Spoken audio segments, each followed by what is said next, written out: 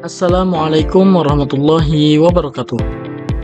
Halo semuanya, perkenalkan, nama saya Elmu Takin dengan nomor induk mahasiswa 240101010002. Pada video kali ini, saya akan menyampaikan sebuah materi yang berjudul Konsep Manusia dalam Filsafat Pendidikan Islam. Setiap sistem pendidikan selalu berangkat dari cara pandang terhadap manusia. Pendidikan barat modern sering memandang manusia sebagai makhluk ekonomikus, yaitu makhluk ekonomi, homo rasionalis, yaitu makhluk rasional, atau homo faber, yaitu makhluk pekerja. Akibatnya, pendidikan lebih fokus pada keterampilan, produktivitas, dan efisiensi. Islam memiliki pandangan yang berbeda. Manusia dalam Islam tidak direduksi hanya pada satu aspek, tetapi dipahami sebagai makhluk jasmani, akal, rohani, dan moral secara terpadu. Perumpamaan seperti pendidikan tanpa konsep. Pendidikan tanpa konsep manusia ibarat dokter yang memberi obat tanpa mendiagnosis pasien. Bisa obatnya benar, tetapi salah sasaran. Oleh karena itu, filsafat pendidikan Islam menjadi konsep manusia sebagai fondasi ontologis sebelum membahas tujuan, metode, dan evaluasi pendidikan. Selanjutnya, saya akan membahas tentang manusia. Kali ini, yang pertama akan saya bahas yaitu hakikat manusia dalam Islam. Yang pertama, manusia sebagai makhluk ciptaan Allah, dan yang kedua, manusia sebagai hamba Allah atau Abdullah. Yang pertama, manusia sebagai makhluk ciptaan Allah. Manusia diciptakan Allah dengan penuh kesadaran dan tujuan. Tidak ada manusia yang hadir ke dunia secara kebetulan. Manusia itu seperti karya seni yang bernilai tinggi. Nilainya bukan ditentukan oleh pengakuan manusia lain, tetapi oleh Sang Pencipta.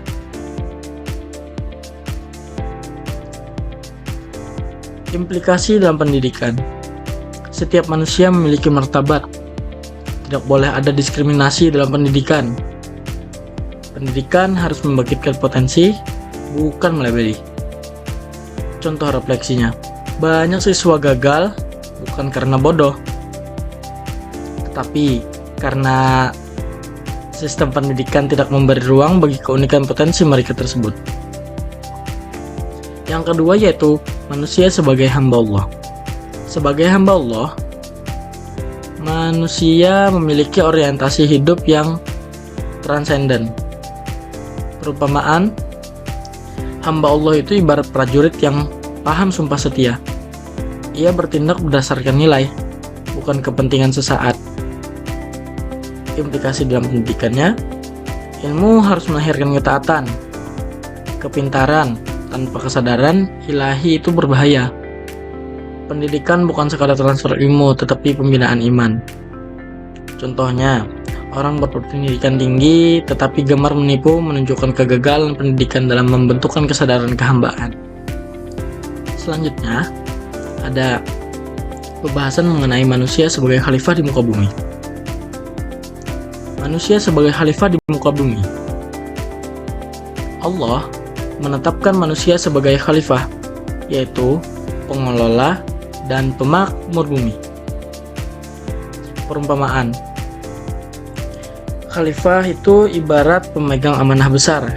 Semakin besar kekuasaannya, maka semakin besar pula tanggung jawab yang ia pegang. Dimensi khalifah itu ada 4. Yang pertama, ada tanggung jawab terhadap diri sendiri. Yang kedua, ada tanggung jawab terhadap sosial. Yang ketiga, ada tanggung jawab terhadap ekologis. Dan yang keempat adalah tanggung jawab terhadap peradaban. Kemudian, ada contoh-contoh peran khalifah yang gagal dalam hukum. Pertama, ada kerusakan lingkungan. Kerusakan lingkungan itu disebabkan oleh khalifah atau oleh manusia. Hal ini adalah salah satu kegagalan daripada peran khalifah. Selanjutnya ada korupsi. Korupsi merupakan pengkhianatan amanah. Itu juga merupakan kegagalan peran khalifah di muka bumi itu. Jadi, pendidikan Islam harus melahirkan manusia pemimpin, bukan hanya sekadar pengikut. Selanjutnya, ada struktur dan potensi manusia. Struktur dan potensi manusia terbagi menjadi 4. Yang pertama, ada potensi jasmani. Yang kedua, ada potensi akli atau akal. Yang ketiga, ada potensi qalbi atau hati. Dan yang keempat, ada potensi ruh. Yang pertama, potensi jasmani atau tubuh. Tubuh bukan musuh spiritualitas, tetapi sarana ibadah. Perumpamaan tubuh itu seperti wadah air.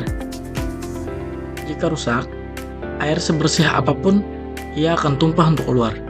Aplikasi dalam pendidikan, kesehatan itu sebagian daripada ibadah.